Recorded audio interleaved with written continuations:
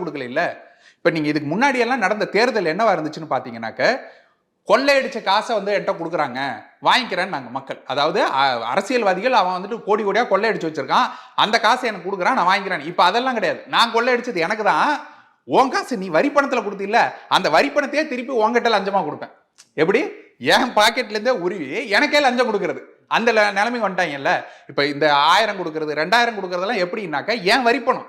நீங்க ஒன்றும் இதுல இருந்து கொண்டு வரல இல்ல, அதை கொண்டு மக்கள் நலத்திட்டங்களை செய்யுங்க, நல்ல மருத்துவமனை, அது சரியானதா இருக்கும். அதை விட்டுட்டு 1000 ரூபா கொடுக்குறேன், இன்னைக்கு நீ வந்துட்டு போய் நல்லா என்ஜாய் பண்ணு, படம் பாரு, பவுடர் அடிச்சுக்கோ, பூசிக்கோன்னு சொல்றதை வந்துட்டு ஒரு ஆட்சி அதிகாரம் தேவையா? அதுக்கு ஒரு 1000 கோடி உங்கள்கிட்ட கொடுத்தா நீங்க எல்லாருக்கும் பிரிச்சு கொடுக்க முடியாது?